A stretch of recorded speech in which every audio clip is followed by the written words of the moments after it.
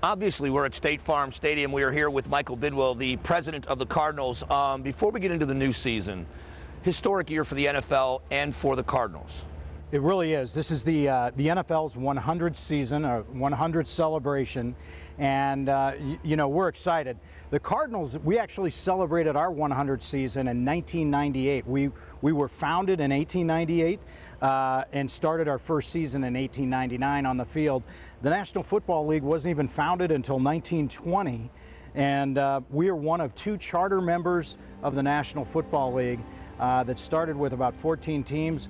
The others of those teams, the other 12 of those teams, went out of business over time, and the rest of the teams that people know today are all, as we like to say, expansion teams. I just spent some time with an alumni who played back for the Houston Oilers. Right. And he was talking about how it's changed so much, player pay, things like that.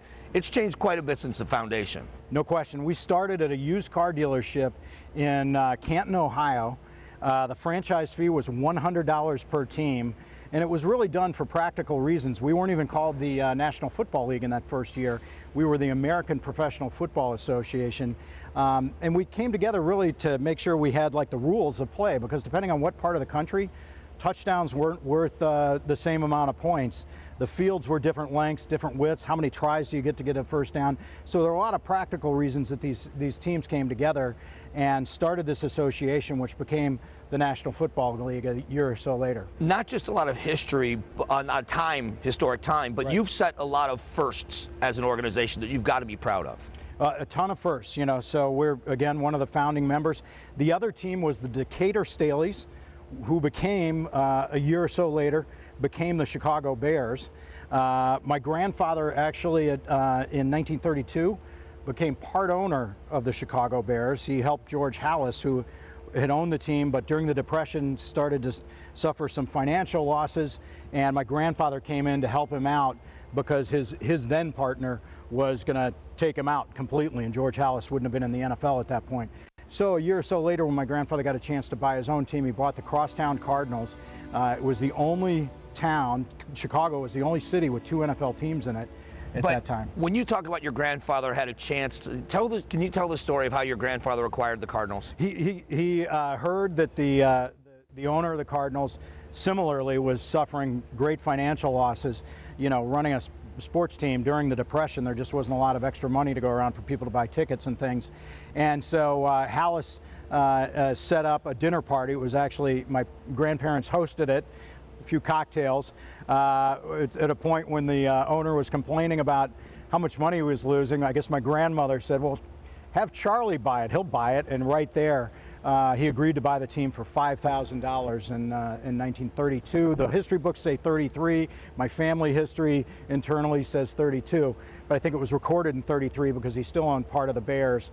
And but it was a great story that right there he took out the money, and it was several $1,000s. It was $5,000 to buy the team. It was $2,000 cash that he pulled out right there, which was a hell of a lot of money in the Great Depression. And so what your family has done since then has not just for the state of Arizona, but what you've done for the NFL. You have been a storied franchise. Some of the first tandem of African-American head coach, general manager. Exactly. And some of those things you've got to be proud of. Yes. Can you give us a couple of those? Yeah, a couple. I mean, my grandfather passed, unfortunately, in 1947. My grandmother became the first female professional sports team owner for the next 15 years until she passed in 1962. A lot of people don't know that. We had the first African-American female executive in the front office, a woman named Adele Harris, who ran our community relations department. We had the first African-American contract negotiator. We had the first female coach in the National Football League. This is the first stadium with a fully retractable field tray of natural grass. First team to play outside the United States. We played a preseason game in Tokyo in 1976. First team with the Chargers. We played in London against the Vikings. I was a ball boy at that game, first time in Europe, and that was at Old Wembley Stadium. First regular season game outside of the United States was us versus the 49ers, where we beat them down in Mexico City in 2005. You'll remember that. So lots of firsts. Also the first stadium built post 9/11 with the technology and things of that were put into this stadium that had been kind of the first. That's right. The security requirements as well as all the technology and things. So, and we remain among the top stadiums in the National Football League. Recent history, Pat Tillman. Yes. Kurt Warner, Yes. Larry. I mean, you've got legendary players in this generation, and looking at the Ring of Honor, are someday going to be among legends of the game. No question. There's a legend that many people haven't heard about. If I can just tell the story about Mats Tonelli. He was drafted by my grandfather out of Notre Dame, and then was later drafted by the U.S. Army. He was shipped off to the Pacific Theater, and he was the only player to have been captured on the Bataan Peninsula, survived the death ships, survived the death camps, the death march and death ships, death camps, and come back and play for us. Mario Mats Tonelli. And it's a great story. It should be made into a movie. But we have some amazing history around this organization. All right, when we come back, let's talk about, you've got another first in your quarterback this year. So let's talk about the season. We're going to talk about the season coming up here with the Cardinals. Don't go away. Talking first with the Arizona Cardinals, one of the first team in the league, but a first this year with your quarterback. First time, first-round draft pick ever in 2 sports. Yeah, no, it's amazing. Kyler Murray is a tremendous athlete. I think our fans are going to see that, you know, his career and is going to help us turn around.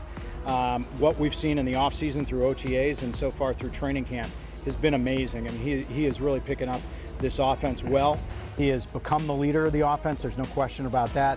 And he's got everybody. He's got the whole town buzzing. And when they say, you know, in an athlete, a professional athlete, it's not just the feet, it's the head and the heart as well. And he seems to have both. He seems to be passionate about the sport, and he says the right things at the right times. He's a professional at such a young age. No question, and he's very positive. You know, you see him smiling all the time, and he's having fun at this.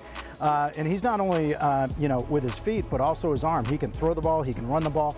I think there are going to be a lot of defensive coordinators that face us this year that are going to be confounded by his skills, because he is accurate as a passer and he is unstoppable when he gets loose on his feet. And when he talks about that confidence level he has, how is the team around him with the rookie leading the team? Are they getting comfortable with him as the leader? They got very comfortable very quickly, because some of the terminology that he was using at Oklahoma, I know that we've incorporated some of that. He has a very good, solid grasp of this offense. And you know, all of our other players were learning the offense as well. And he's helping even old vets like Fitz. Well, and I was going to ask my next question about Fitz. That has to be a really solid rock for a rookie quarterback, to have someone like that in the league here on his side. No question. If you've come out to practice, or if you watch our preseason games, you're going to see the energy between those two. Fitz has got more energy, and as we were just talking about it during practice today, how much more energetic you see Fitz. I mean, not that he wasn't last year, but this year he seems to have an enthusiasm that is off the charts. So now that it's over, now the draft is over, how difficult was the decision? The decision you had to make to bring him in? Well, it wasn't a difficult decision at all. It was an easy decision, but you know, I think what we needed to do is go through our due diligence, make sure that we looked at all the players, weighed everything out. Probably the difficult thing was not reacting to every rumor of the day. You know, as people speculated about what we were going to do. We decided we were going to keep our cards close to our vest, which we did up until.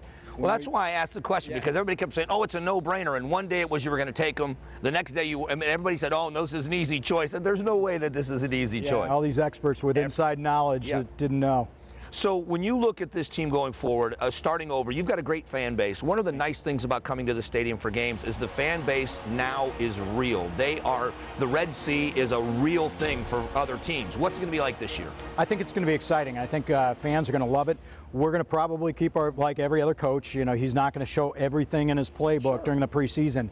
But when we kick off here against Detroit Lions week 1, I think people are going to see what kind of offense, and that we're back to that top 5 type defense that we've had in the past. And I think what they love to see, or from my perspective, I'm a big college football fan, like a lot of people are, you love that passion on the field, 1,000 miles an hour, and you love to see that ball slinging around. And I think this kid's got to bring all of that here. Oh yeah, he can spin it, and I think fans are going to be delighted with what he can do with his arm. But what are your expectations? What do you want to see from this team? Well, I want to see progress and hope and health. Knock on wood, we don't have any significant injuries during training camp and preseason. And I want to see a fast start, consistent consistency and that there's no let off, and just get it rolling, and I think it'll be infectious as we start to get it rolling. I ask you every year about Larry Fitzgerald because I've done events with Larry. I know he's all over the place. He is just such a philanthropist and such a great person in the league. What does he mean to this franchise? I think it's beyond the franchise. I think it's the community. I think it's the National Football League and the sport of football.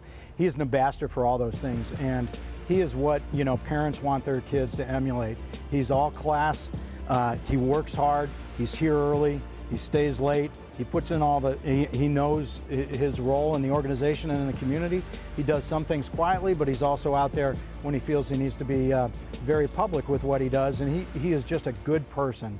And I'm so happy that he's a Cardinal and will be with us with our history and everything else. I've talked about this on the air quite often, that what I love about what you've done with the franchise is that you foster that in the team, that when they're in the community, they're good community ambassadors. It's easy to cheer for these players because they're such good people. No question. And you look at some of the recent players that we've acquired. Christian Kirk, fans are going to get to know him. You know, he played here at Saguaro, and we drafted him last year. Same thing with Byron Murphy. Just great kids, great football players. And they're all learning. And Kyler, you know, you think about who could he learn how to do it right better in the league than Larry Fitzgerald. I mean, all these players have the ability to really learn how to do it. Well, I'm looking forward to every year's season. I thank you so much every year for being so kind and doing this with us. And we can't wait to watch you guys on the field this year, and thank you. My as pleasure. always. Welcome back, and thanks so much. Go Cardinals.